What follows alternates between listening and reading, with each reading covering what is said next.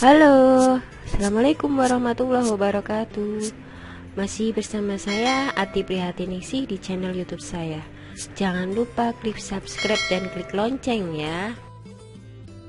Pada kesempatan kali ini saya akan memaparkan materi Semangat Guru seri kemampuan non teknis dalam adaptasi teknologi. Pelajaran pertama adalah resilient, tangguh dan teknologi. Resilient atau dalam bahasa Indonesia disamakan dengan lenting, yang berarti kemampuan seseorang untuk bangkit setiap kali mengalami desakan mundur atau bahkan kegagalan. Seorang guru perlu menjadi resilient. Gunakan setiap momen keunggulan sebagai tenaga untuk semakin melaju dan menyadari bahwa setiap momen ketinggalan adalah wajar dan kita perlu mengatur tenaga untuk mengejar. Resilient akan semakin efektif jika kita tahu masih berapa jauh atau berapa dekat kita dengan garis finish. Untuk menuju e-learning yang baik, yang guru perlukan adalah kerangka SAMR. Kerangka SAMR adalah kerangka yang memperkenalkan tingkat kematangan seorang guru memanfaatkan teknologi untuk mendukung proses pembelajaran. Tingkatan itu dimulai dari yang pertama, substitusi. Ciri khas dari substitusi adalah kalau kegiatan belajar masih sama dengan sebelumnya, sasaran belajar juga sama dengan kegiatan sebelumnya. Kemudian tingkatan augmentasi. Pada tingkat augmentasi, kegiatan belajar sudah mulai berubah dengan sebelumnya. Sasaran belajar masih sama dengan kegiatan sebelumnya. Perubahannya biasanya gurunya sudah mulai kenal dengan beberapa fitur baru. Jadi ada kegiatan-kegiatan baru dalam pembelajaran. Kemudian tahap selanjutnya adalah modifikasi. Pada tingkat modifikasi, kegiatan belajar sudah mulai berubah signifikan. Sudah ada kegiatan-kegiatan baru. Sasaran belajar juga sudah mulai berubah karena guru sudah dapat insight. Di sini sangat kecil kemungkinan guru dapat berdiri sendiri. Guru-gurunya sudah sebagai tim di tahap modifikasi. Kemudian tahap selanjutnya adalah redefinisi. Kegiatan berubah nyaris total. Ada kegiatan yang nyaris tidak ada menjadi ada. Sasaran belajar pun sangat berubah. Guru mendapat banyak insight. Biasanya dalam satu sekolah sudah beberapa orang guru yang sudah sampai di sini. Peningkatan kerangka SAMR ditandai dengan skenario KBM semakin kaya, mendekati tingkat analisis kreasi. Tapi tidak selalu ditandai dengan teknologi yang semakin canggih. Pelajaran kedua adalah critical thinking, berpikir kritis dan teknologi.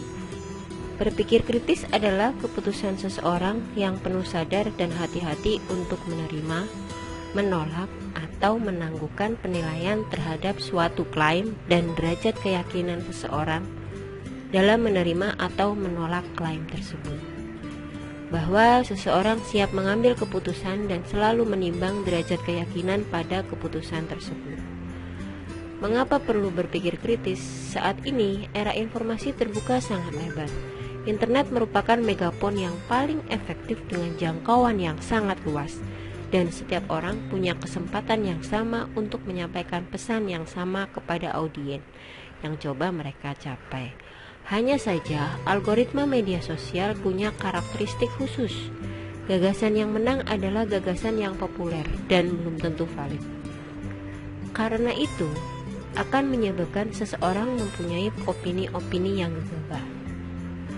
Berpikir kritis itu menjadi sulit manakala seseorang memperoleh informasi dari artikel, membaca berita, maka informasi itu harus diklaim dulu, direm dulu, kemudian dengan hati-hati, dengan sadar, dengan disiplin, dia mengolah informasi secara aktif yang dia terima.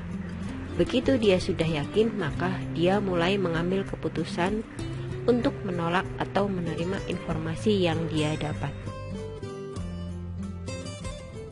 Trik agar tercipta kemampuan berpikir kritis yaitu membuatnya menjadi keterampilan, kemudian kebiasaan, dan akhirnya menjadi insting. Kata kuncinya ada dua, yaitu berpikir kritis dan saya sadar saya berpikir. Salah satu triknya adalah dengan praktek saya sadar dan saya berpikir. Dalam kegiatan sehari-hari, terapkan saya sadar dan saya berpikir. Praktek ini untuk memperlambat keputusan yang diambil tanpa berpikir kritis. Saya sadar dan saya berpikir harus diterapkan langsung, mengekspresikannya dalam bentuk konkret. Pelajaran ketiga adalah creativity, konten, dan teknik penceritaan. Pada dasarnya, manusia hidup senang bercerita, dari cerita sederhana sampai cerita kompleks. Kita percaya bahwa hidup itu adalah potongan cerita. Sama dengan keahlian yang lain, bercerita juga butuh latihan. Kita harus percaya bahwa kita juga bisa bercerita. Kemudian, yang dimaksud dengan konten adalah segala bentuk komunikasi, terutama audiovisual, yang berisi sebuah informasi, hiburan, atau ajakan.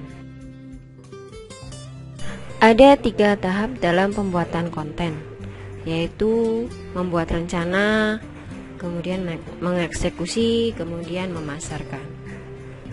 Yang pertama, membuat rencana. Dalam membuat rencana, kita harus mengerti persis apa masalahnya, mengerti persis apa solusi paling tepatnya, mengerti persis siapa pemirsanya. Kemudian langkah kedua adalah mengeksekusi. Ketika kita sudah tahu apa persis masalahnya, solusi dan pemirsanya, maka langkah selanjutnya mengeksekusi dengan memperhatikan cerita itu harus berimpact, menarik apa tidak. Kemudian cerita itu harus komunikatif, jelas apa tidak. Kemudian cerita itu juga harus persuasi, memikat, membuat peduli apa tidak. Langkah yang selanjutnya adalah memasarkan. Setelah kita mengeksekusi, maka kita mulai memasarkan dengan memperhatikan, menyampaikan dengan pengantar yang tepat, kemudian menyampaikan di waktu yang tepat, kemudian bagaimana mengajak supaya lebih banyak orang yang melihat. Satu lagi tipsnya saat membuat konten, usahakan selalu jujur pada diri sendiri. Selalu kembali dengan melihat diri sendiri. Menarik apa tidak, informatif apa tidak, membuat peduli apa tidak. Kita, si pembuatnya, selalu bisa menjawab dengan tepat. Tetapi hambatan terbesarnya, apakah kita bisa jujur pada diri sendiri?